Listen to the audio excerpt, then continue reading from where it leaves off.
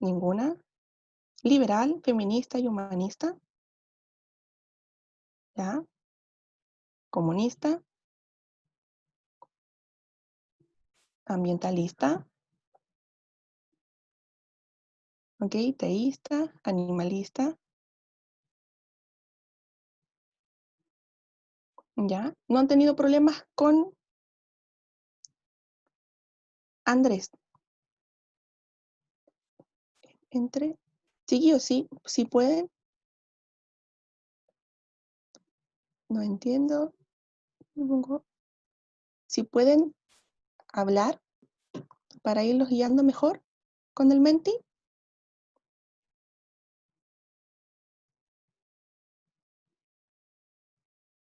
¿pudieron hacerlo?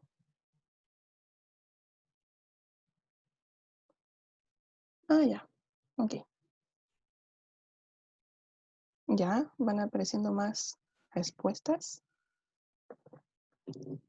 Ya, humanista, comunista, ya, miren. Aquí, mientras los muchachos... Ah, Pablo, ¿Sí? aquí Yael Belis dice que no escucha nada de la reunión. No sé si lo puedes ayudar. Eso es tema de conexión de él. Ah, ya.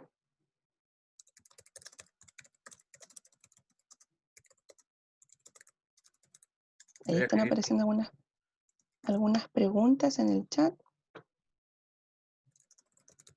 y siguen las respuestas. ¿Cómo van, chillos? ¿Bien? ¿Sí? Ya ahí veo algunas manitos. hay 27 votantes, según lo que indica al lado abajo derecho. Ya, ok. Bueno, aquí les quiero explicar algo del Menti, para quien no lo conozca mucho. Ahí sí. La palabra ninguna es la que más se ha repetido, por eso aparece en más grande. En cambio, la palabra altruista la ha escogido o la ha escrito menor gente, ¿ya? Todo esto es anónimo.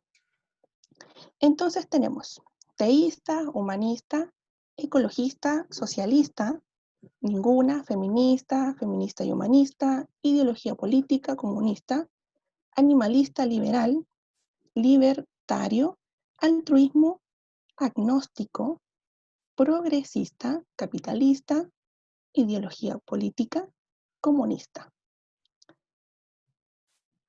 Ya, dice Andrés en el chat, yo voto por ninguno. Ya, espérenme. Ya, Luis Pacheco también vota por ninguno. Me imagino, chiquillos, que ustedes, animalistas, están votando por aquí porque no les funcionó el Menti. Esa conclusión llegó. ¿Ya? Si tuvieron problemas, no hay problema con que respondan por el chat. Entonces, chiquillos, si no fuéramos cristianos, ¿a qué ideología nos iríamos? Bueno, la mayoría de estas se ha escuchado bastante en este último tiempo, en este tiempo actual. Mucho del feminismo, mucho de ideología política. Ahí están apareciendo más respuestas. ¿Sí? Hay tres principalmente marcadas como humanista, ninguna, y feminista, como lo está escribiendo ahí el Pablo. Como nosotros me imagino que conocemos algo de estas ideologías, la pregunta es, ¿cuál sería nuestro rol frente a todo lo que está pasando en el mundo hoy en día? Nuestro rol como cristiano, nuestra opinión. Si alguien nos preguntara, ¿y tú qué opinas del feminismo? ¿Qué diríamos? ¿O tú qué opinas del humanismo? ¿Tú qué opinas de liberal? ¿Tendríamos una respuesta enfocada en lo que Dios quiere transmitir con luz hacia esa persona? ¿O sería una respuesta nuestra. Y obviamente para eso es este taller, porque el objetivo de este taller es bastante controversial. Nosotros queremos prepararlos para que sean luz, esperanza, amor en medio de todo lo que está pasando hoy en el mundo y específicamente en Chile. Porque como iglesia debemos prepararnos para hablar de Dios a pesar de todo lo que esté pasando. Así que chiquillos, dispongan su corazón porque este taller los va a hacer pensar. Ahora los voy a dejar con Pablo Nova, que va a seguir con el taller.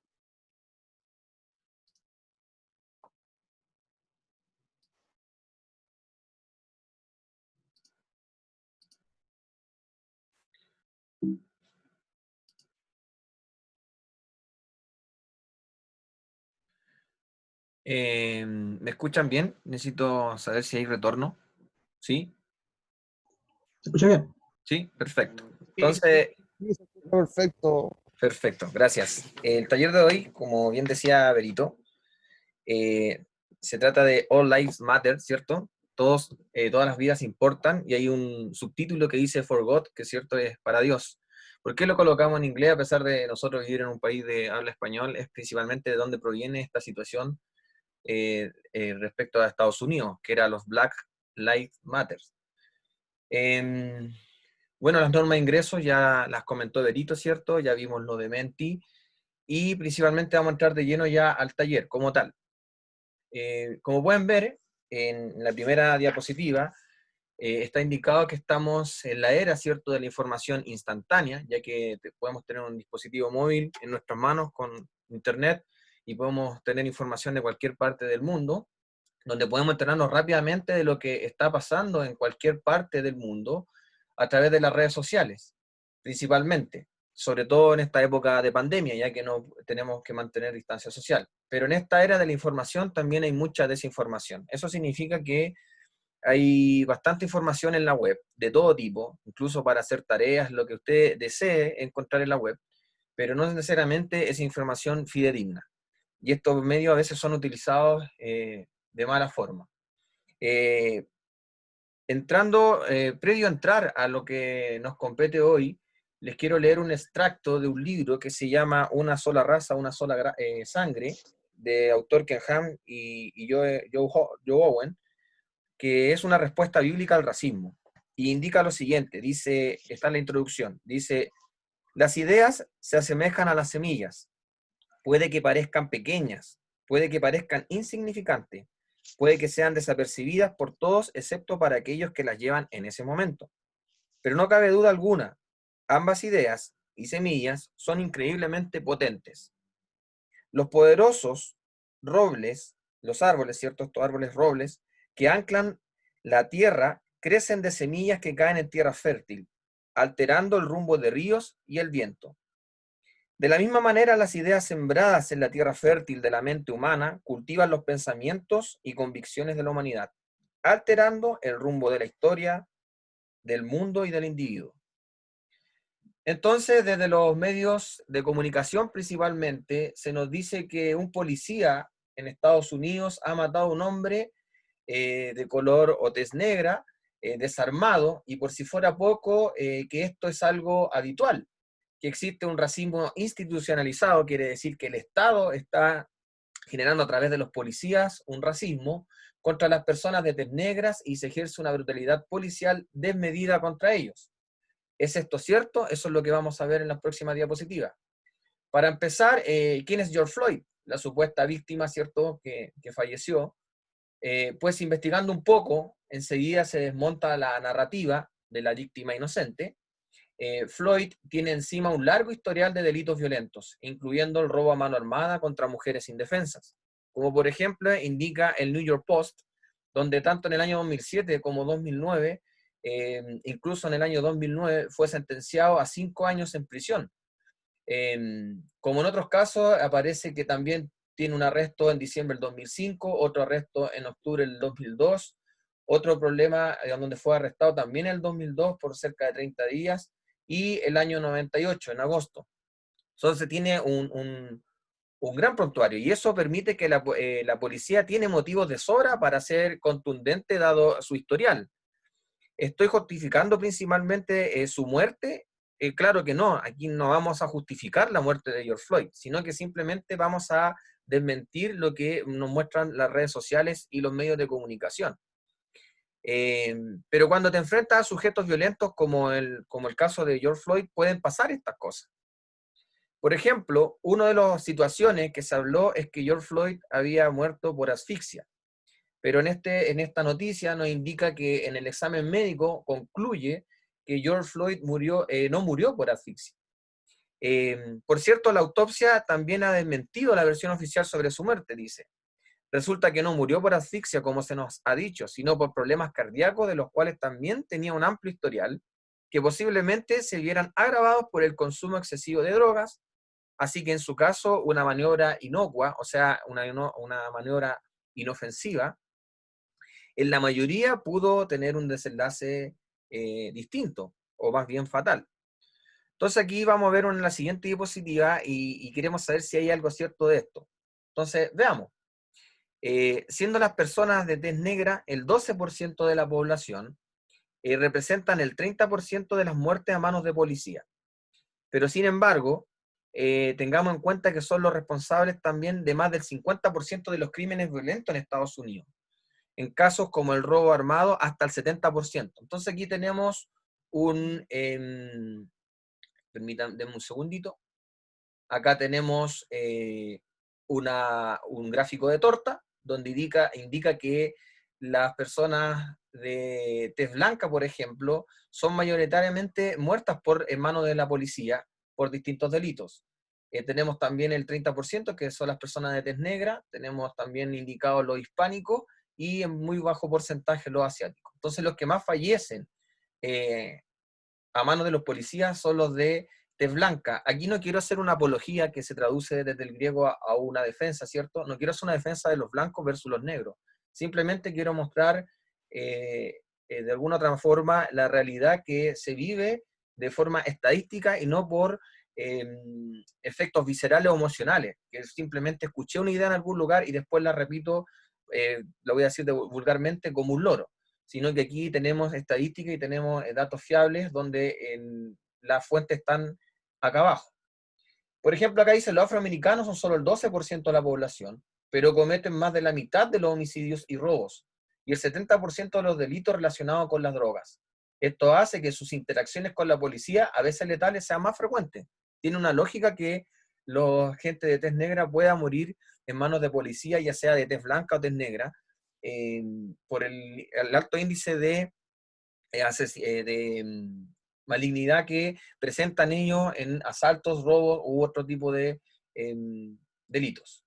Por ejemplo, acá vemos un porcentaje de delincuentes y sospechosos arrestados de raza conocida que eran negros en el año 2013, donde vemos los que en alguna otra forma son los que están las personas de tez negra que son arrestadas versus los que infringen la ley. Entonces podemos ver que hay aquí un montón de delitos donde podemos ver que las personas de tez negra, en casi el 70%, tiene que ver con robos y son arrestados cerca del 55%. Entonces, esto indica que mayoritariamente las personas de tez negra cometen más delitos que la gente de tez blanca. Por otro lado, tenemos acá, o alguno pensará que la policía es de gatillo fácil. ¿Qué quiere decir? Que llega y dispara. Cabe recordar que ahí el criminal tiene muy fácil acceso al arma de fuego. En Estados Unidos la legislación del arma es distinta a la que tenemos acá. Y también podemos identificar que tampoco se aprecia ninguna motivación racial en las muertes, siendo más probable que una persona de tez negra muera a manos de un policía negro que uno blanco. Y eso lo podemos ver en el caso de acá. Dice raza, ¿cierto?, del oficial. Aquí vemos white, blanco, ¿cierto? No white, que puede ser en el fondo latino, asiático, etc. Y aquí podemos ver que en el gráfico en black mueren más en el fondo personas de tez negra en manos de policías no blancos versus policías blancos. O sea, es un mito que en el fondo los policías blancos persiguen a la raza de no quiero usar la palabra raza porque existe una sola raza que es la raza humana. Los demás lo podemos considerar como etnias. Acá podemos ver el número de personas de tez negra desarmados y asesinados por la policía, que vemos que en el año 2015 era bastante alto y después fue disminuyendo en el tiempo hasta llegar al año 2019. Mientras que el número de policías u oficiales, ¿cierto?, que han muerto en manos de personas de tez negra ha ido aumentando en el tiempo, como pueden ver acá, sobre todo en el año 2018. Acá podemos apreciar que también se justifica o se busca justificar de alguna forma, que dice, aquí es cuando justifican la criminalidad de las personas con tez negra, achacándola al nivel de pobreza de su comunidad, del que también culpan a los de tez blanca. Pero de nuevo los datos lo desmienten totalmente. ¿Por qué? Porque siendo más propensos al crimen los negros ricos que los blancos pobres.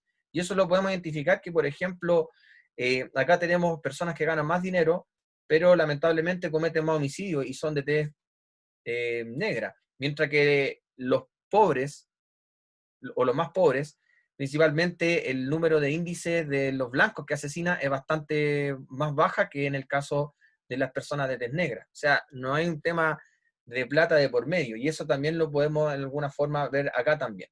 Esto más allá de explicar acá, sino que simplemente es la distribución de homicidios, ¿cierto? Entre las personas de tez negra, perdón, tez blanca y tez negra. Que es un apoyo visual más que nada, no voy a dar más información al respecto en esa estadística. Acá, por ejemplo, dice, ¿y qué hay del sistema de opresión que dicen que sufren los negros a manos de los blancos? Pues de nuevo, los datos nos muestran una opresión muy extraña en la que los negros disfrutan de manera desproporcionada de la mayoría de las ayudas estatales, por encima de los blancos pobres.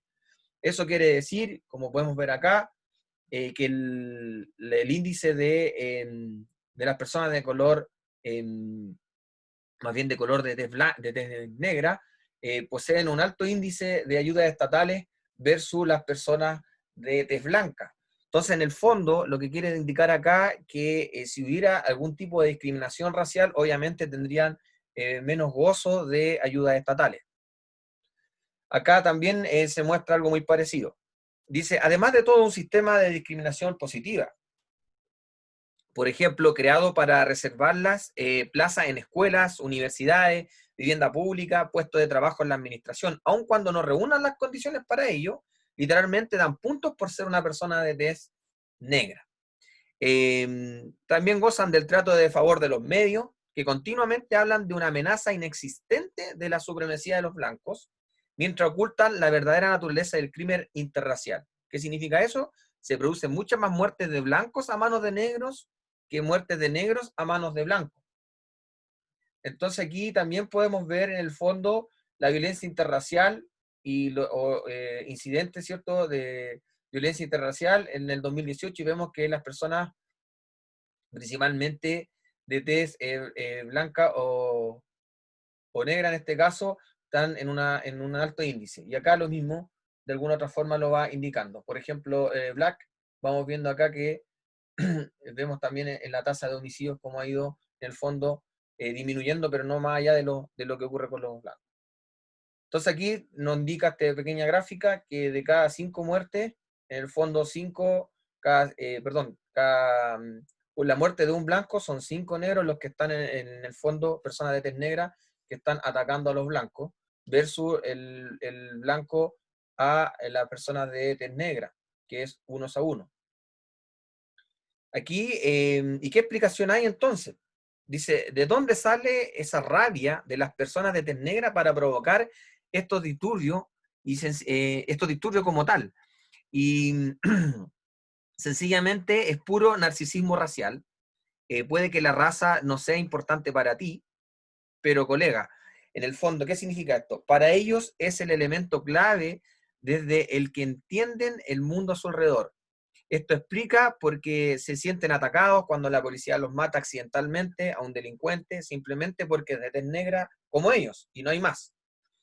Es puro pensamiento tribal, ellos contra nosotros, en el fondo, es lo que piensa la gente de tez negra. No importa el porqué de su muerte, no importa lo que hiciera, simplemente lo que importa es que es de tez negra. O sea, En este caso da lo mismo si es un gran delincuente. El tema es que es de color, su piel es de color negro. En el año 2017, en Minneapolis, un policía negro disparó a matar contra una mujer blanca que había llamado a la policía para anunciar una violación. ¿Cuál fue la reacción de la comunidad negra? Salir a protestar. ¿A favor de quién? Del asesino. Su color de piel es algo central en su pensamiento y siempre juegan en equipo. Siempre se van a poner del lado de la persona de tez negra en cualquier situación. Un negro mata a un pobre niño arrojándolo desde lo alto de un centro comercial, no pasa nada. Las vidas blancas no les importan. Y eso conlleva a que solamente hay narcisismo racial. Uno no entenderá ni la mitad de lo que pasa con la comunidad negra hasta que no hasta que no les quede claro. ¿Por qué el voto negro es un bloque inamovible? ¿Por qué siguen votando los mismos políticos que no han hecho más que arruinar sus ciudades? Sigue siendo narcisismo racial. Y este es el problema. El único racismo institucional que puede existir es el que hay a favor de ese 12% de la población que se niega a integrarse. Y no hay ni supremacismo blanco. El único supremacismo que existe es que han de temer es el de los que creen que solo las vidas negras importan. Entonces, en el fondo, este taller no queremos, obviamente, defender que el blanco haya matado a George Floyd.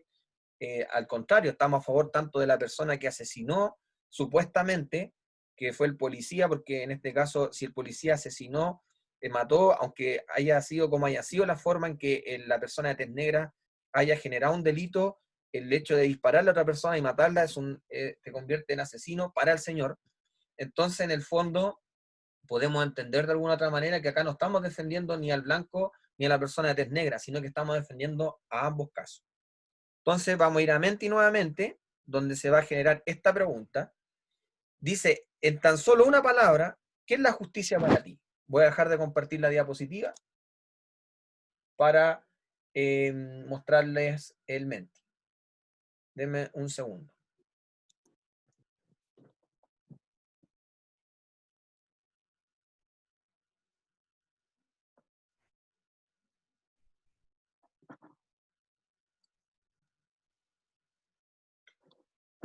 Ya, chicos. El código es el mismo, 5418038. ¿Es el mismo? El mismo Sí. código, sí, el mismo Sí, código. me había confundido con otro número. Tranquilo. Lo voy a escribir por si acaso.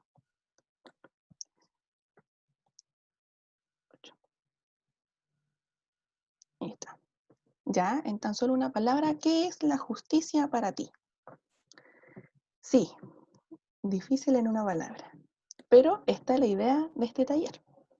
Queremos confrontarlos. Hasta el momento, las respuestas son parche, empatía, equidad, Cristo, principios, ilusión, dignidad,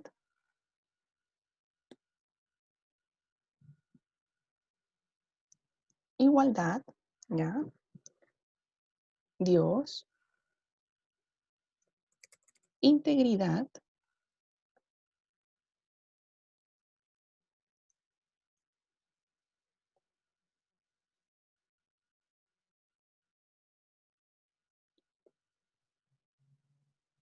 sí, Ani, introduces el código que está mandando Cristian para poder responder. Sí, tienes que meterte a menti.com. Ya hasta el momento, la gente que más ha votado ha sido por equidad. Ha sido la respuesta con más personas. Igualdad, deber. ¿Ya? ¿Cómo van, chicos? ¿Van bien? ¿Sí? Ok, ahí veo unas manitos. Van 23 personas que han votado ya en la... Ya, bien. ¿Ya? Razón, deber, integridad, dignidad, equidad. Ya, las palabras que más se repiten es equidad, Cristo, y hay como una pelea entre principios, dignidad e igualdad. Vamos a dar un minutito más. Ya, correcto. Lo menos malo. Empatía y Cristo. Deber. Ya. Equidad es la que más Sí. en 28 votantes es la que más se destaca. Uh-huh. Sí, ahí dicen la palabra de Dios en el chat. Entonces, chicos, mientras ustedes van pensando ahí la respuesta que dieron, y a lo mejor si están seguros o no de la respuesta, porque igual es una pregunta bastante controversial y difícil de como generar en solo una palabra. Pero imagínense que la pregunta fuera si la justicia para quién sería, para la víctima o para el victimario. Con lo que hemos visto hoy en día, ¿cierto? En las redes sociales, en la televisión, en los medios de comunicación, casi siempre la justicia es para la víctima, no, para el victimario, discúlpenme. Casi siempre. Por lo general se ve así, pero Dios mandó a su único hijo Jesús solo a morir por la víctima o vino a morir por ambos. Vino también a salvar al que cometió el delito, el pecado, el error, los sinónimos que haya. Sí, vino por ambos. Entonces, ¿por qué el mundo le pide justicia o ve como bueno solo a una persona? Sí, sí, ahí en el chat comentan a ambos, y sí, efectivamente vino a ambos. ¿Berito? Jesús, ¿sí? Ah, no, ¿Pablo? no. No, pensé que había finalizado. Dale nomás, Berito, sorry. Ah, Disculpa. ya, sí, no te preocupes. Exacto, vino a morir por ambos.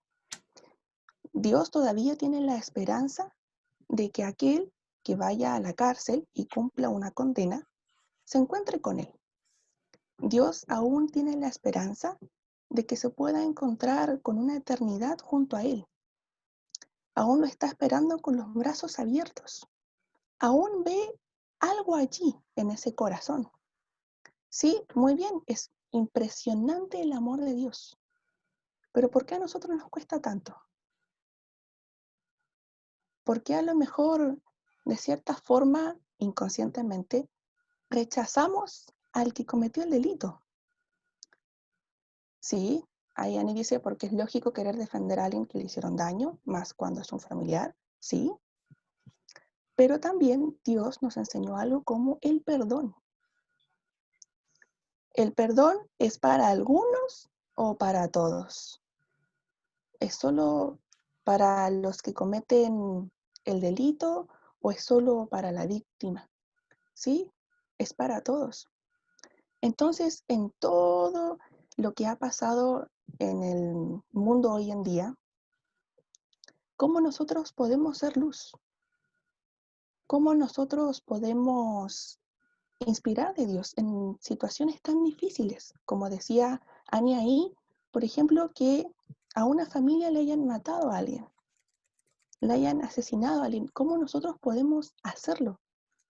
Hasta a uno le cuesta, es difícil. Principalmente orar en la dirección correcta, pedirle sabiduría a Cristo para que Él nos dirija en nuestras palabras, en nuestro actuar. Puede que en algún momento de nuestra vida llegue alguien y tenga la misma situación. ¿Nosotros qué le vamos a decir? Ah, no, pero es que se merece estar en la cárcel. No, pero es que sí, es que era justicia. Pero ¿eso de verdad libera el corazón de la persona? ¿De verdad eso la acerca a Dios? O también le vamos a decir, ¿sabes? Yo No le puedo quitar la condena porque es una consecuencia de su acto. Pero sí tú te puedes liberar a través del perdón. Y dando esa introducción, los dejo con Cristian Arcos, que va a seguir con el taller. Gracias, Chicos, si Berito. quieren seguir comentando, ahí sigan comentando nomás en el chat, que está muy bueno. Gracias, Berito. Gracias, chiquillos, primero que todo por conectarse al taller. Esto no es una competencia contra los otros talleres, para nada, pero al menos nosotros lo oramos y lo pensamos de esta manera.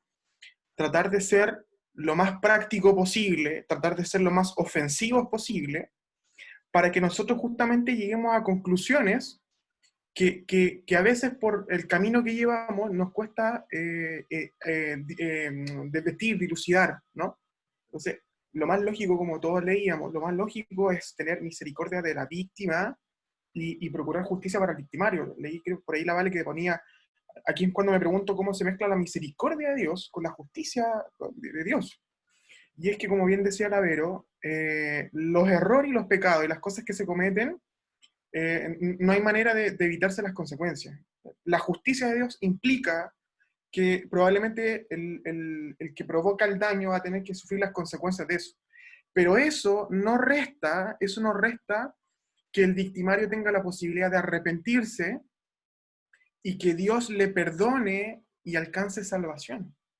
Entonces, eso es lo que a nosotros nos cuesta entender. Entonces, me tomo un poco de cómo terminó Pablo. Si ustedes se dieron cuenta, en vez de tocar todas las ideologías, pusimos una sobre el caso. Y como bien dice Pablo, no estamos justificando al asesino de George Floyd, si es que fue el carabinero. Tampoco estamos justificando a George Floyd en sí mismo por su alto prontuario. Lo que pasa es que nosotros los cristianos tenemos una mente diferente a la del mundo. Nosotros los cristianos no nos parcializamos por cómo las masas piensan, por cómo las masas se comportan.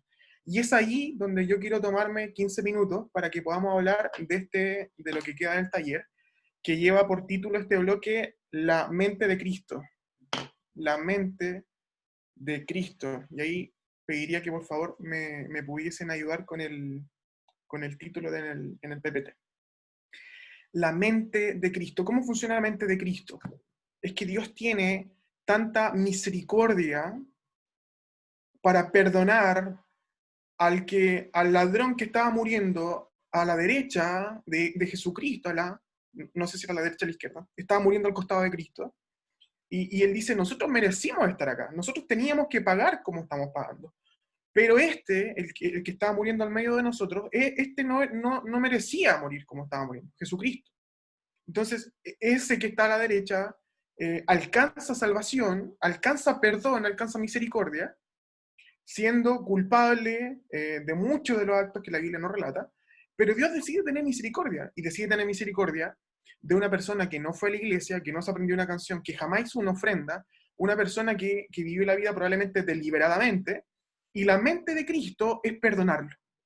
Entonces, si yo fuera Dios, discúlpame la absurdo de la declaración, si tú fueras Dios, si yo fuera Dios, yo te aseguro que de todos los candidatos que el cielo pudiese recibir, muchos de ellos quedarían en la tierra porque nuestra capacidad de filtrado es diferente a la de Dios.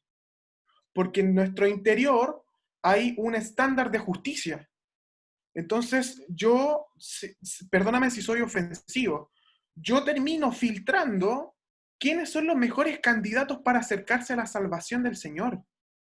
Los menos malos, los que te aceptan una invitación, etcétera, etcétera. Pero aquí, en esto de la mentalidad de Cristo, vamos a ir derribando algunos mitos. Parto con esta primera declaración. Dice Martin Luther King, hemos aprendido a volar como pájaros, a nadar como los peces, pero no hemos aprendido el sencillo arte de vivir como hermanos. No hemos aprendido el sencillo arte de vivir como hermanos. Queridos amigos, mentalidad de Cristo. Por favor, Pablo, pasemos a 2 de Pedro 3:9. Dice 2 de Pedro 3:9, sino que es paciente para con vosotros, no queriendo que nadie perezca, sino que todos vengan al arrepentimiento. Y aquí podemos meternos en algún problema teológico, de entender si es que la salvación es para todos o la salvación es para algunos. Es que Jesucristo vino a morir por toda la humanidad, o Jesucristo vino a morir por algunos de ellos que Él decidió desde antes que fueran los que le fuesen a aceptar. Dios fue selectivo. ¿Qué dice Pedro? Pedro dice, sino que es paciente para con nosotros, para contigo, para conmigo, no queriendo que nadie perezca, sino que todos vengan al arrepentimiento. El deseo y la mente de Cristo es que toda clase de personas vuelva al arrepentimiento, vuelva al Señor Jesús. Y aquí salto a una frase importante esta noche, y es la siguiente. Jesús, ojo con esto, por favor. Jesús no vino, por favor, Jesús no vino a salvar tan solo a todos los hombres. Si tú lo estás anotando, te invito a que lo apunte y lo marques bien en grande. Jesús no vino a salvar tan solo a todos los hombres, ya sabemos que Jesús quiere que todos procedan al arrepentimiento, sino que Jesús también vino a salvar a toda clase de hombres. No solo vino a salvar a todos los hombres, sino a toda clase de hombres. Por favor, subrayen ahí. ¿Cómo fue el ministerio de Jesucristo? Jesucristo se vino a involucrar con lo despreciado y desechado de la época. Jesucristo se vino a involucrar, no vino a involucrarse con las grandes élites pensantes de la época, tuvo muchos roces con ella. ¿Quiénes fueron los amigos de Jesús? ¿Quiénes fueron los discípulos de Jesús?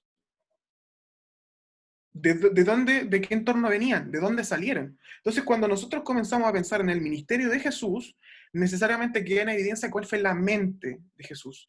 Y la mente de Cristo fue que Él vino a salvar a toda clase de hombres. Cristo, el Señor, el ungido de Dios, el elegido del Señor, del Padre, vino a este planeta para traer salvación a todo hombre, a judíos y a gentiles. Y aún más enfático, traer salvación a toda clase de hombres. En toda sociedad, queridos chicos, en toda sociedad, en cualquier época, siempre van a existir los marginados, siempre van a existir los despreciados, aquellos a quienes la sociedad menosprecia como gente de segunda clase. Los evangelios, los 4 evangelios bíblicos, revelan de una manera maravillosa, la salvación que Dios vino a traer a toda clase de hombres. Jesucristo tenía que mezclarse con lo desechado del mundo. Jesucristo tiene escenas anónimas, sin sus discípulos, con algunas prostitutas, con cobradores de impuestos, con pecadores, con endemoniados. Dice la Biblia, le era necesario pasar por Gadara. Le era necesario desviarse para allá.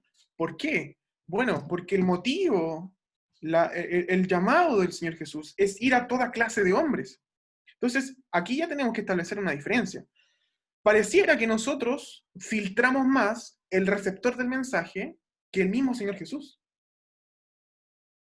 Pareciese que así fuese, ¿no? ¿Quiénes eran los marginados? Los leprosos, las prostitutas, los publicanos, los samaritanos, los pobres, los enfermos. La teología judío antiguo testamentaria enseñaba que al justo le tenía que ir bien. La Biblia, la ley dice que al justo le tenía que ir bien. Por lo tanto, si tú te encontrabas un pobre, ese pobre era pobre porque no estaba actuando en justicia. Y él era pobre porque no estaba cumpliendo la ley de Dios. Porque si tú cumplías la ley de Dios, te tenía que ir bien. Entonces, para la época, ser pobre era una situación marginal. Y Jesucristo termina comiendo la casa de los pobres, Jesucristo termina entrando en las casas de los pobres, termina sanando a los pobres, yendo por los caminos, restaurando lo que el mundo menospreciaba. Y es impresionante que Dios tenga esa forma de pensar. Los marginados no podían vivir en el pueblo. Los marginados tenían que irse a vivir a regiones destinadas para ellos. O sea, Gadara, por ejemplo. Gadara, una región como lo dije recién, una región para marginados. Vivían endemoniados, Mateo dice que eran 2, los otros evangelios dicen que era 1. Vivían allí en Gadara. Pero no tan solo vivían endemoniados, también vivían criadores de cerdos, dice la Biblia, que era gente abominable para los judíos, porque el cerdo era un animal abominable. Así que la marginación no tan solo era cultural, sino que también la marginación era territorial. Gadara era una tierra de marginadas. Entonces, Jesús decide cruzar a Gadara. Y ese contexto uno no logra captarlo si no tiene el trasfondo necesario para entender que Cristo cruza a Gadara no tan solo por el endemoniado, sino que cruza a Gadara porque Cristo se viene a involucrar en la tierra de los marginados. A Jesús no le bastó entrar en la casa de los publicanos, de los pecadores, no le bastó tener diálogos con prostitutas, no le bastó conversar con samaritanos repudiados para los judíos, sino que decide cruzar al otro lado y entrar en la tierra, en el corazón, en el meollo, de la marginación completa. Y decide hacerlo para ir a liberar un endemoniado. De Yapa, termina por arruinarle el negocio a los que se dedicaban al criadero de cerdos que dice la historia, que ellos comercializaban cerdos porque en Gadara se habían construido templos a ídolos donde se sacrificaban cerdos, a ídolos paganos. Entonces ese era el negocio de ellos. Entonces un negocio pagano se termina arruinando cuando el Dios del universo entra en territorio de marginados. Le dejo también esa por si alguna vez la quiere usar. Pablito, ayúdame por favor con la siguiente diapositiva. El tan conocido Juan 3:16. El tan conocido Juan 3:16. Dios amó, Dios ama y Dios amará lo que tú y yo hemos despreciado. Lo que yo estoy despreciando ahora, la salvación que le estoy negando ahora a grupos específicos, de los cuales no me siento cercano, de las cuales yo pretendo no establecer lazos con ese tipo de personas, porque pueden mezclarse con mi santidad y me pueden perjudicar, resulta que son el target de Jesucristo el Señor. Resulta que vino a amarlos y vino a morir por ellos. Entonces algo está pasando entre la cosmovisión de Jesús y la cosmovisión de nosotros.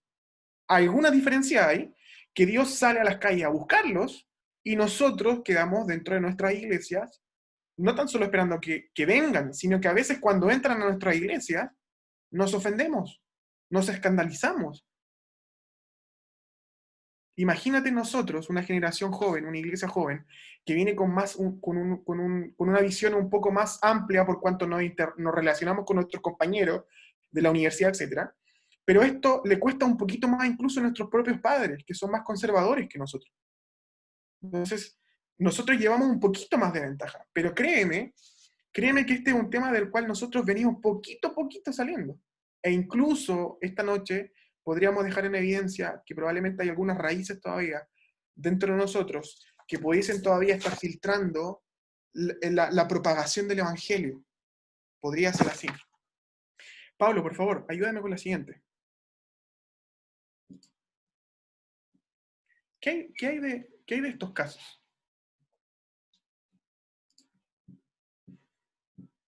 Martín Pradenas. Yo no sé si tenemos gente que es de fuera de Chile. Evidentemente es difícil que lo puedan poner ahora en el chat, pero vamos a hacer un resumen cortito. Martín Pradenas, entiendo yo que todavía no se prueba, violador de esta niña que termina quitándose la vida. Tenemos más casos de lo que sucede. Muy fresco, el caso de Ámbar, ¿no? Lo despiadado para acabar con la vida de ella, descuartizarla, tengo entendido, y enterrarla en la casa, ¿no? Y salir con una libertad absoluta, con una mochila a buscar lugar para hacer un cambio. Nosotros, tú y yo, estamos viviendo en una de las épocas más crudas que relata la Biblia. Digo una de las más crudas porque la Biblia es cíclica, el tiempo es cíclico. Cuando Dios decide destruir Sodoma ya estaban pensando muy parecido como estamos pensando nosotros. Entonces, esta es la realidad. En esto estamos inmersos. Entonces, es súper difícil lograr controlar a veces nuestro deseo de justicia sin tener misericordia de este asesino, del asesino de Ámbar. Es difícil, es súper difícil. ¿Qué hay de la manada? Este grupo que salía a secuestrar niñas, señoritas, adolescentes y abusar de ellas. Qué despiadados, qué enfermedad más grande en el cerebro de caminar en la vida con ese objetivo. Perdóname, lo tengo que decir. Y qué poco hombre también. Y qué poco hombre. Porque si fuese por una cuestión de satisfacer un deseo, conquista a una mujer. Desgástate por hacerlo bien. Pero tomarlo por la fuerza habla de ser poco hombre. Habla del camino rápido y fácil. Habla del sometimiento. Esto es ser un poco hombre. Con todas sus letras. Y tenemos otro más. ¿Qué hay del aborto? Qué condenable es la vida de la mujer que abortó. ¿No? Tenemos 3 causales, bueno, hay una discusión muy profunda. La víctima que no hizo nada es abortada, a veces comercializado sus restos, hay que decirlo, y la mamá se gana todo el repudio. ¿Y qué pasa si Dios quiere perdonarla? ¿Qué va a pasar cuando a nuestras iglesias entran señoritas que ya tengan 1 o 2 abortos en el cuerpo? ¿Cómo va a ser nuestra reacción? ¿Va a ser menos cristiana que nosotros? ¿Va a ser menos santa que nosotros? Le vamos a ver un poquito por el hombro, porque ella asesinó. ¿Cachai? Bueno, yo he mentido nomás, pero ella asesinó. ¿Qué va a pasar ahí? ¿Qué va a pasar ahí cuando a nuestra iglesia llegue gente demasiado metida en ideologías feminista, anti-Dios? ¿Qué va a suceder con nosotros cuando esa gente comience a venir al lugar, el mejor lugar que tiene el planeta, para restaurar a una persona, que es Cristo? El mejor lugar para que la gente enferma llegue es Jesús. El mejor lugar para que los enfermos sean sanados es Jesús. El mejor lugar para que los marginados encuentren una posición es Jesús. Pero de pronto en nuestra mente sucede que hay personas más cercanas a la predicación del Evangelio y hay otros que definitivamente están más lejos. ¿No? Es que este necesita algo más profundo, ¿no? Este necesita más unción de Dios para que Dios lo restaure, versus yo, que no he hecho tantas cosas malas. Esa es la mentalidad que comienza a gobernar dentro de nuestras mentes y que va a provocar que cuando esa gente llegue a nosotros, no se sienta parte de nosotros, sino que siempre se sienta aislada de nosotros. Y esa es la voz de alerta que queremos levantar esta noche. Siguiente, por favor, Pablito. Me quiero detener acá. Ojo con esto. Yo lo encontré fantástico. Mira la mente de Cristo. Observa la mente de Cristo. Lucas y Mateo establecen las 2 genealogías de Jesús. Para Mateo es muy importante mencionar que Jesucristo es rey, por lo tanto la genealogía de Mateo parte desde Abraham hacia adelante. ¿Por qué? Porque Mateo quería decir que Jesús es el descendiente del padre Abraham, de donde nació la promesa. Pero la genealogía de Lucas nace desde Adán, porque a Lucas le interesa demostrar de que Jesús vino a salvar no tan solo los judíos, sino a toda clase de personas, a todo tipo de personas. Entonces, Lucas, yo lo he predicado algunas veces, Lucas deja sabrosos detalles de interacciones que tuvo Cristo con gente despreciada y marginada en la Biblia. Entonces, mira, me parece muy interesante, a pesar de que no fue Lucas, sino que fue Mateo. Mateo, en la genealogía de Mateo, tú vas a encontrar 5 mujeres que aparecieron en la genealogía de Mateo. ¿Qué estás diciendo, Cristian? ¿Que la Biblia es sexista? No. Mateo está tratando de dejarnos una enseñanza muy sutil.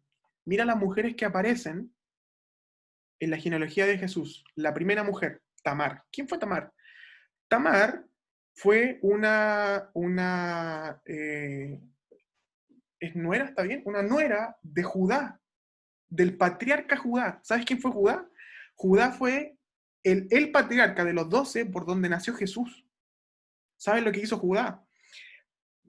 Tamar, según la tradición levítica, Tamar desposó al primer hijo de Judá, se iba a casar con él, y no le dio hijos y murió. Entonces la ley decía que él tenía que darle a Tamar a su segundo hijo. Judá tuvo 3 hijos.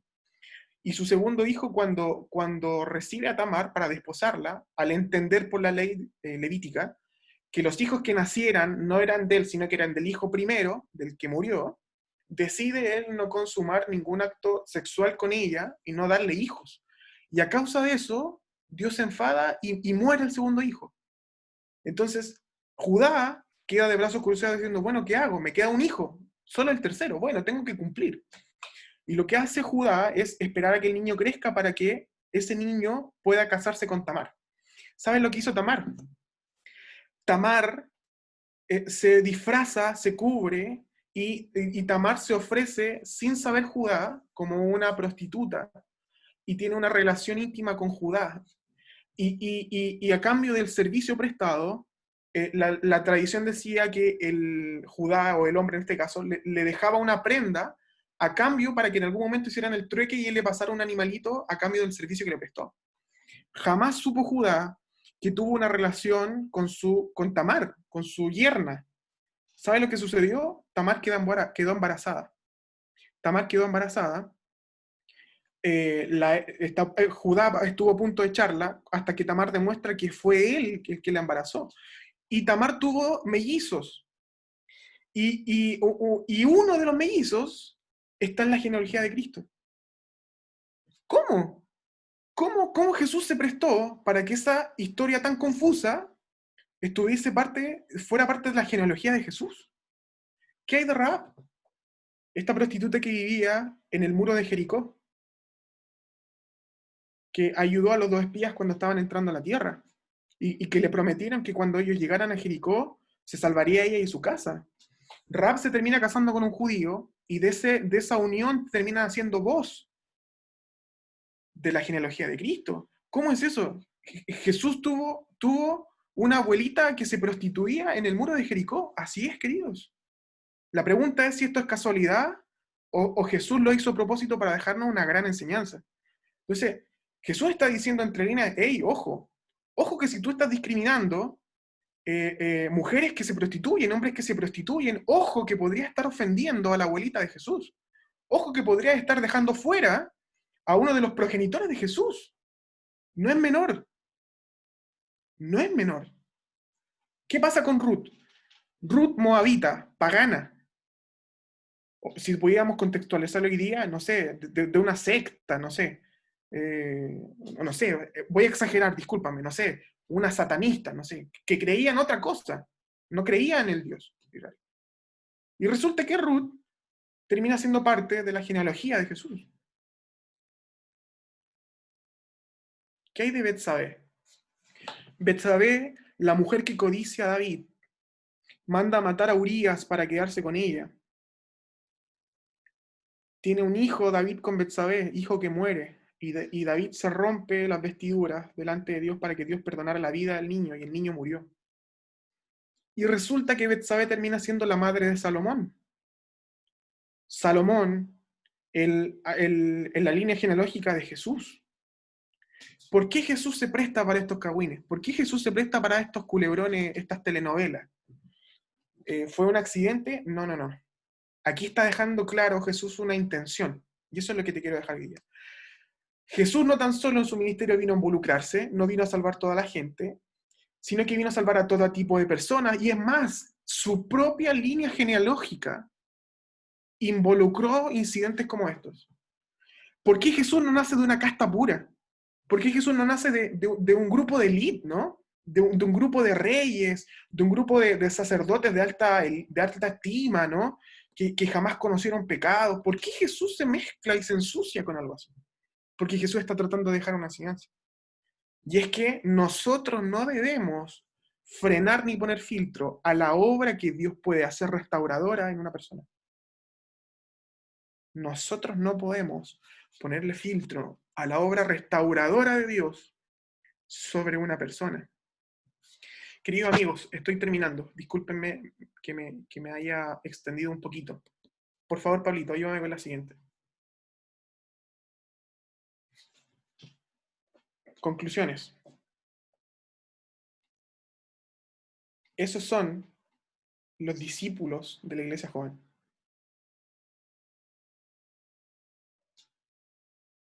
Esos los vas a pastorear tú. A esos vas a rescatar tú. Los agresivos, los de la garra blanca, los delincuentes, los que son agresivos, los que son choros de barrios. Esos van a conocer a Cristo a través de ti. Tú vas a rescatar gente de la calle. Tú vas a llegar a gente que usa su cuerpo, se prostituye a sí mismo, fornica contra su cuerpo para vivir o para mantenerse. Tú vas a pastorear a esa gente. Tú vas a pastorear a los orgullosos, a los que solo caben ellos en el mundo. Tú vas a pastorear a los que están mirando por debajo del hombro, a los que son pobres. Tú los vas a pastorear. Los vamos a dejar fuera. Los vamos a dejar fuera de la iglesia. No le vamos a presentar el evangelio. Vamos a dejar que se consuman en sus propios delitos y pecados. Eso vamos a hacer. Si así no fuese, pareciera a veces que es lo que pensamos. Pareciera a veces que es lo que estamos esperando. Pareciera a veces que estamos contentos de ser salvos nosotros, y pareciera a veces que tu santidad y la mía es superior a la de ellos. Quiero cerrar con esto. El hombre más santo de la historia del universo fue Jesús. Y Jesús no transó su santidad inmerso en lo más profundo del pecado. La Biblia dice que cargó el pecado, pero no pecó. Se involucró con ellos, pero no pecó. Se involucró con ellos para rescatarlos. No los esperó en la sinagoga para que viniesen a ser sanados y restaurados. Jesús dejó los pies en la calle. Y eso es una verdad que nosotros tenemos que enmarcar esta noche. Queridos, por favor, ¿qué tal si abrimos los micrófonos o lo hacemos levantando el dedito? ¿Alguna pregunta, algún comentario, algo que nos pueda ayudar en esta instancia espiritual? ¿Sí? En esta instancia espiritual, a aportar en esta conversación. Queridos, por favor, si alguien, con todo gusto, les vamos a escuchar.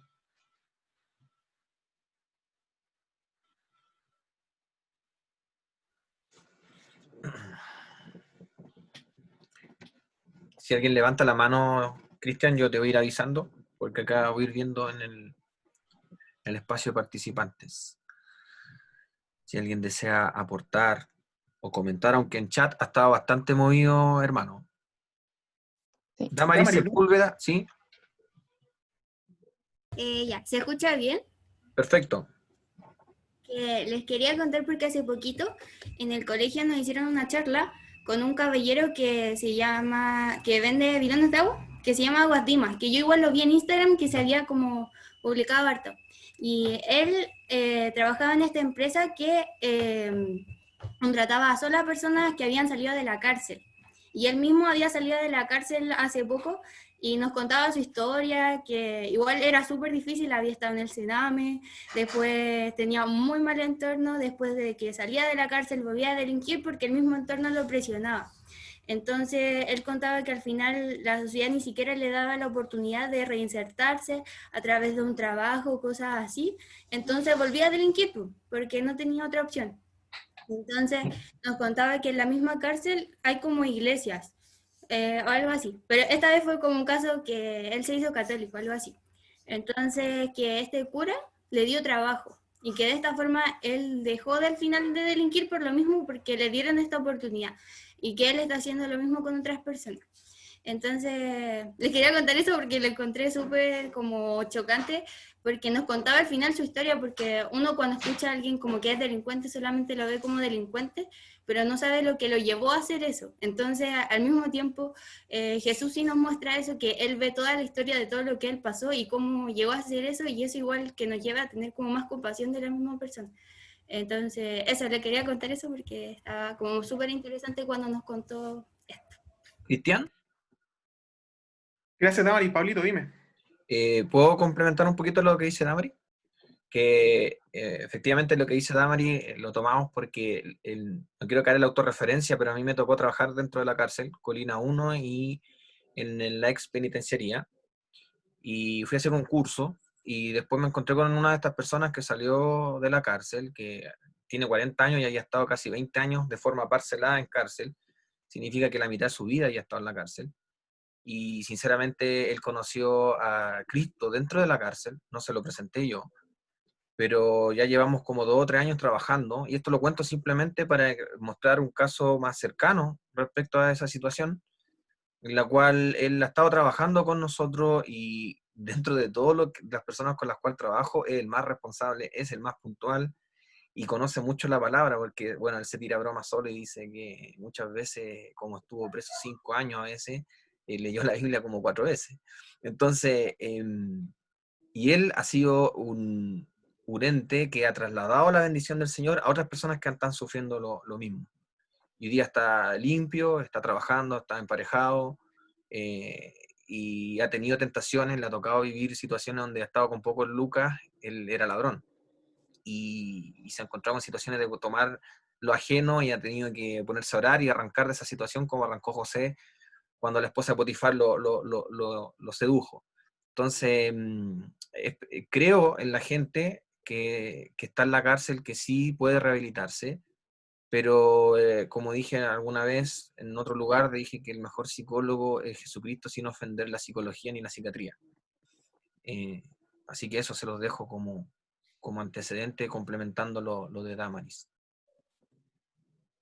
Chicos, ¿alguien más quiere aportar? No sé si da para una pregunta. Siéntanse en libertad de poder interactuar por el chat. Si les da un poco de JP, vergüenza.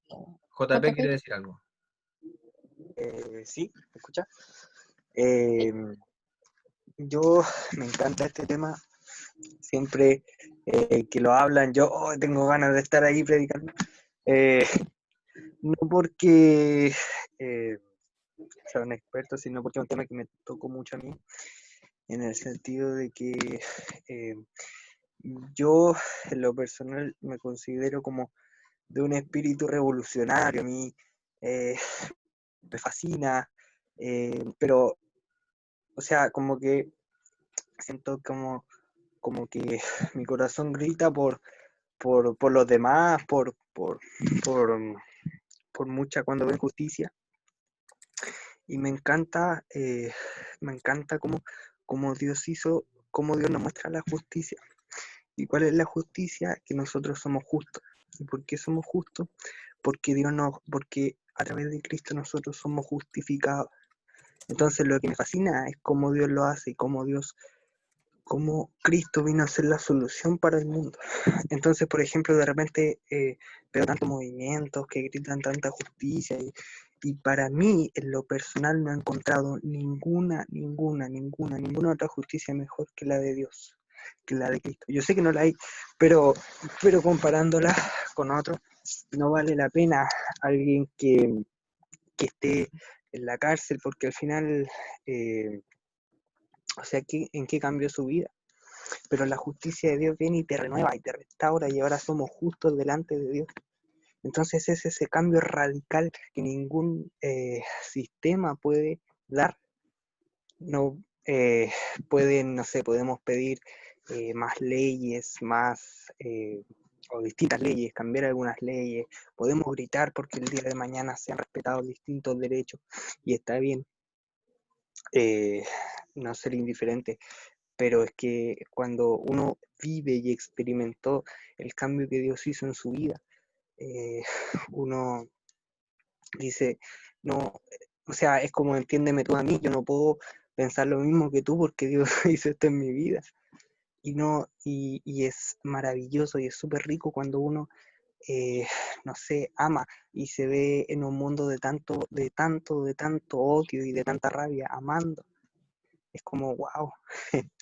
Y por eso me encanta este tema, porque creo que es súper necesario que como iglesia, y sobre todo como iglesia joven, que estamos tan expuestos a pensar y frente a tantas ideas, veamos el tesoro que tenemos nosotros, que es Cristo. No saben el cambio que puede hacer Cristo en una persona si no lo han vivido. Pero cuando tú lo vives, ya como que, oh no, quieres que todo el mundo lo sepa, quieres que todo el mundo sea cambiado por eso. Y eso me fascina mucho. Y también me emociona un poco porque es increíble cómo el Señor rompe nuestra cabeza y rompe todo, todo lo que parecía justo para mostrarnos que la mejor solución es el amor. Y yo lo creo, o sea, ¿qué pasaría si todo el mundo amara como Cristo amó? Sería un mundo maravilloso, pero eso. Gracias, JP. Gracias, hermano. Gracias, JP. Acá en el chat ¿A dice, Noemí? es sorprendente que Dios sea tan confrontacional a las ideas que da el mundo. Me quiero tomar esto, ese comentario de Lisa y Pablo Martín, dice, vi en el Menti que muchos indicaron comunismo, socialismo, humanista. Eso hay que tener ojo, porque lo digo con todo el respeto al mundo y con todo el cariño al mundo, porque de eso se trata, mostrar el amor de Cristo, de que esta ideología o estos pensamientos son muy contrapuestos a lo bíblico. Entonces, cuando tendemos a asociar, por ejemplo, con el área comunista, es probable que no estemos entendiendo ni el comunismo ni la Biblia. Y con eso hay que tener un poco de ojo. Por eso digo que lo trato de decir con mucho amor, porque en el fondo no quiero atacar ni al comunismo ni nada, pero son contrapuestos. Y ahí el análisis ya nace a partir de ustedes. Se los dejo ahí como dato. Noemí. Sí. Bien, cántalo bonito. Espero que estén bien. La verdad es que quería hacer como un comentario que quizás sirve como para condensar todo lo que hemos hablado. Y es que cuando empezó todo el movimiento de Black Lives Matter y todo eso, como que yo no sabía qué pensar porque era como, ya, pero tampoco es algo malo lo que están diciendo porque ya sí lo mataron. O, ¿qué tiene que pensar uno? O, por ejemplo, esto del feminismo. Obviamente a Ámbar, a Antonia y tantas niñas más, y mujeres en general, han sufrido violencia, sí las mataron, y no estamos negando ese hecho. Y lo que buscan también estos movimientos que quizás son súper populares, tampoco es algo malo así a primera vista. Y quizás así como que lógicamente uno dice, sí, o sea, no es algo malo. Pero me he dado cuenta que como que todas estas cosas se dan como por separado. Entonces, por ejemplo, el movimiento feminista se preocupa de las mujeres que claramente apoyan el feminismo, porque si eres una mujer que no está en contra del aborto o X cosa, que no apoya el feminismo, ya como que no caes dentro de esa categoría.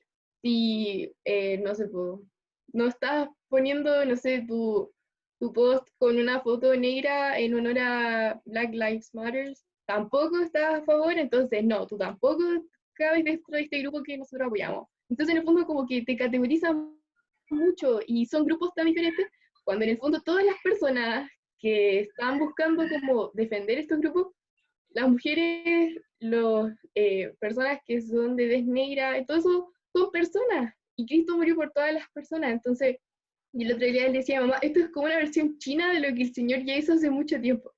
El Señor ya dio su vida, amó a todas las personas desde antes de todo, y independiente de lo que ya hayan hecho, o lo que no, independiente de su pensamiento, independiente de tantas cosas, el Señor ya lo hizo de antes. Entonces es como que el Señor ya hizo el paz completo de amar a todas las personas, y ahora solo estamos viendo como que venden las partes por separado, apoyar a las mujeres que han sufrido violencia, apoyar a las personas de tez negra, apoyar a los niños de Palestina, X. El Señor murió por todas esas personas. Entonces, para cerrar como mi idea, la otra vez vi también una historia sobre un pastor de México que se llama Yesaya Hansen, y hizo como un segmento de preguntas que le hicieran, y le preguntaron si era malo ser feminista. Y él dijo que mi deseo es que un día identificarte como cristiano fuera indicador de que estás a favor de empoderar mujeres aún más que el feminismo. Y eso igual me dio, como que dije, oye, tienes razón, porque en el fondo que busquemos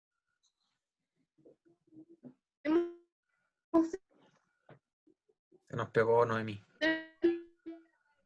que considere, ¿se escucha? Se escuchó como BTR. Que están haciendo la transmisión adelante. ¿Puedo apagarme el video y dejar el audio? Ok, ¿No te escuchas Mejor bien? Ahora sí. ¿Está bien ahí? Ya. Escucha bien, sí. Ah, ya. Que, bueno, en el fondo que el amar a Cristo ya es amar a todas las personas. Y que alguien nos pregunte, oye, ¿y tú, no sé, eres feminista, eres cristiano? No sé, lo que sea, del como movimiento que sea, pero y no sabéis que yo amo a Cristo y por eso amo a las personas.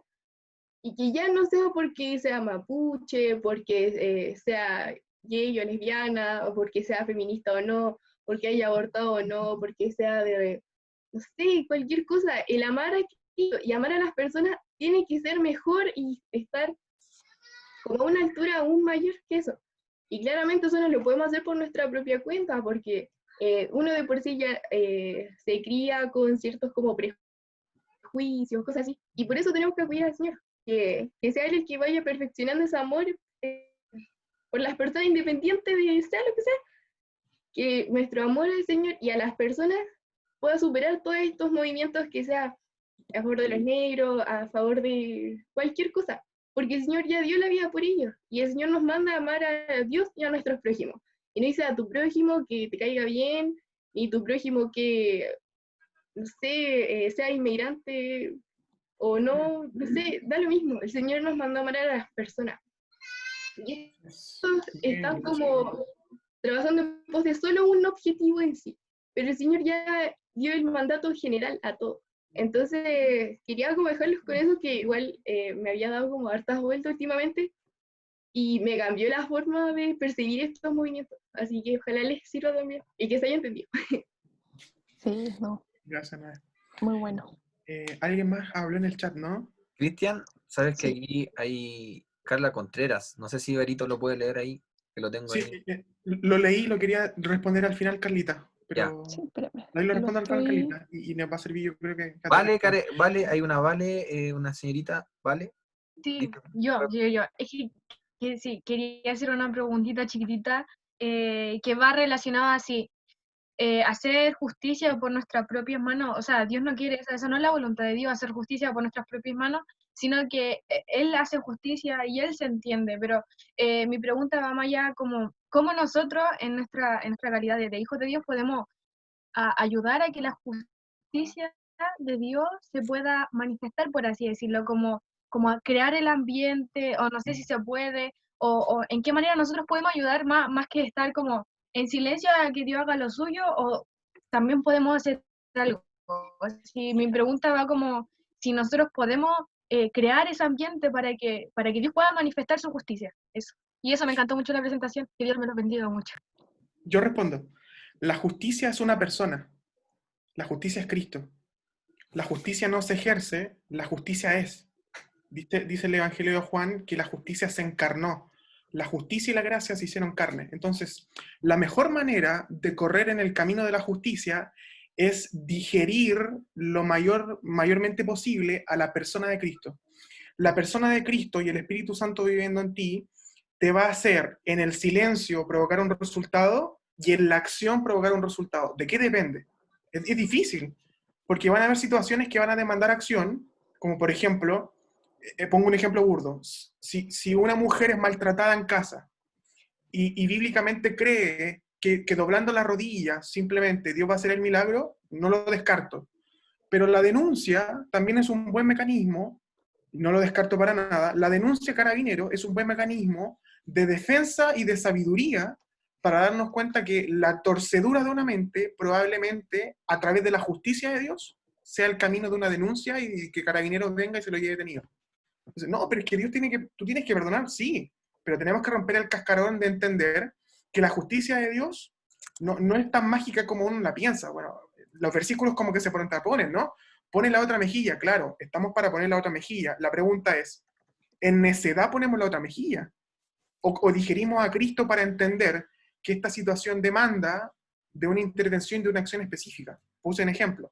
Entonces, van a haber situaciones en la vida en donde tú vas a tener la obligación de actuar, como por ejemplo de entregar a la justicia a un hijo, perdóname el ejemplo, que asesinó en la calle a alguien y está escondido. Yo que tengo a Cristo en el corazón, entiendo que el resultado va a ser que Él enfrente lo que hizo, o ocultarlo de lo que hizo, para que no se enfrente a la situación. La justicia de Dios en ese episodio va a ser que ese hijo va a pagar lo que tiene que hacer, porque es justo que así sea. Y eso no niega de que Dios tenga un trato con él y que ese proceso lo haga recapacitar. Entonces, discúlpame por no responder tan específicamente, pero la justicia, que es una persona y vive dentro de ti, ¿vale? Y dentro de todos nosotros, la justicia, que es una persona, te va a dar la respuesta correcta para llegar al puerto correcto. El ambiente de la justicia es tener conocimiento pleno de la intención y del corazón y la mente del Señor Jesús. Entonces yo comienzo a examinar al Señor Jesús que se ofendió con respuestas de la gente. ¿Qué le ofendió? Comienzo a entender que Jesús le alegró ciertas respuestas de la gente. Comienzo a entender que Jesús amó a todo el mundo, pero termina relacionándose con algunos y con otros menos. ¿Por qué? ¿Porque Jesús segregaba? No, porque probablemente Jesús entendía perfectamente el corazón de los que le escuchaban y sabía que no había de cosechar algo en el corto plazo, probablemente. Entonces, pero la salvación es para todos, es para todos. Es para todos. Entonces, perdóname que no sea tan incisivo, pero la justicia es una persona maravillosa. La justicia es Cristo habitando por la fe en nuestros corazones. Y esa verdad nos va a llevar al puerto correcto. Quiero responder lo que dijo lo que preguntó. Chiquillos, quedan 2 minutos. Al menos nosotros tenemos que cortar a la 1:30. Si alguien se quiere quedar unos 10 minutos adicionales para otra pregunta, yo al menos no tendría problema. Yo al menos no podría quedarme. Pero al menos nosotros tenemos que cortar en la 1:30. Entonces quiero en estos 2 minutos tratar de cerrar con esto. Yo era un estudiante universitario de primer año cuando en mi universidad vino especialidades juveniles, y especialidades juveniles es un ministerio extraordinario, lleno de respuestas, muy, muy metódico, metido muy al fondo en temáticas súper conflictivas. Y yo recuerdo perfectamente una charla de Junior Zapata. Junior Zapata, tremendo exponente mexicano, un hombre al cual uno admira. Junior Zapata fue tan confrontacional que me acuerdo que estaba predicando respecto a de que nosotros nos habíamos alejado de Dios y terminó ministrando con una canción de Arjona. Esa canción que dice, ¿cómo deshacerme de ti si no te tengo? Es revolucionario. Todo el auditorio escandalizado. ¿Cómo se le ocurre a este tipo poner una canción de Arjona? ¿Por qué no puso a Marcos Witt? ¿Por qué no puso a Marcos Vidal, a Marcos Barrientos y a todos los Marcos que están cantando ahora? ¿Cómo pone Arjona? Y resulta que la canción de Arjona estaba diciendo perfectamente la realidad de la iglesia. ¿Cómo Dios va a decir? ¿Cómo me deshago de la iglesia si no la tengo? ¿Cómo me deshago de ella si no es mía? Si aún no la conquisto, si aún no entró en mi círculo. Entonces, Junior Zapata, un revolucionario. Junior Zapata empezó a predicar en los prostíbulos de México. Y yo siempre recuerdo esto, porque él dijo, tú siempre te vas a encontrar con el paradigma de que la gente va a pensar que tú eres moralmente superior a ellos. Y eso va a terminar alejando a la gente de ti. Entonces dice una vez que él, haciendo un trabajo con las prostitutas, él deseando que salieran del círculo y muchas veces reincidían en eso, dice una vez que se le acerca a una y le dice, Junior, ¿tú crees que lo que yo hago es pecado delante de Dios? Entonces, a mí me encantó la respuesta de Junior Zapata y yo espero que sea tu respuesta. Junior dijo, yo creo que Dios está más interesado en mis pecados que en los tuyos. Yo creo que Dios se está desgastando más para que yo corrija mi mal andar y mi mala forma de pensar, que corrija los tuyos. Entonces, me pareció fantástico, porque en la verdad, no vamos a engañar la verdad, en la verdad, claro, Dios nos agrada de esas prácticas, Dios nos agrada del pecado. Pero tranquila, creo que Dios se está desgastando más por corregir los míos que por corregir los tuyos. Me encantó esa respuesta, me encantó, me hizo pensar, de hecho, hasta el día de hoy me acuerdo, y eso deja en evidencia la gracia de Dios, la gracia de Dios. Eso deja en evidencia cómo debemos acercarnos sin el anticuerpo de ser superiores. ¿Cachai? Eso es otra cuestión. Uno ya comienza a caminar en una vereda de superioridad y resulta que el complejo de superioridad genera rechazo, genera diferencia y distancia. Entonces, cuando eres demasiado perfecto, cuando eres demasiado inalcanzable, vuelves el evangelio que portas inalcanzable. Y esas son malas noticias para un portador de buenas noticias. Lo voy a decir de nuevo. Cuando el evangelio que portas es demasiado inalcanzable, la salvación que portas va a ser inalcanzable para la gente que te rodea. Y eso va a traer resultados negativos en cuanto al propósito que estamos viviendo. Entonces, eso es lo que quería responder a la Carlita, que si mal no recuerdo, tenía que ver con cómo acercar esto a esas realidades. Carlita, estoy leyendo. Cristian, tengo una pregunta. ¿Una buena estrategia es otorgar comodidad a los nuevos creyentes? Comentarles sobre nuestras propias experiencias. Sí, tus errores. Eres un libro abierto. No pretendas ser superior, no pretendas ser mejor. No pelees la batalla vana e innecesaria de ser un excelente cristiano delante de ellos. No pelees esa batalla, desecha esa batalla. Sálete de esa nube, toca el piso de nuevo.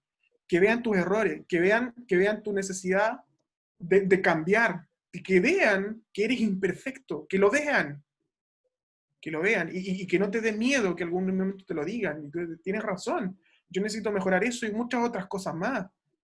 Que lo vean, que Cristo vino a restaurar vasos rotos, que vean que nuestro culto no es un culto de gente perfecta, que la iglesia es un centro de rehabilitación del espíritu, de la emoción, de mucha gente que hoy día no sabe a dónde correr para encontrar una solución. Chiquillos, al menos tenemos que cortar ahora. Pablito, te pido. Y creo que la Steffi, creo que dijo que tenía una pregunta y alguien más. Tritán, yo quería agregar ¿Dejo de algo. grabar, Tritán? ¿Sí? Sí, porque es 1 hora y media. Vamos a cortar después este pedacito para después subir el material.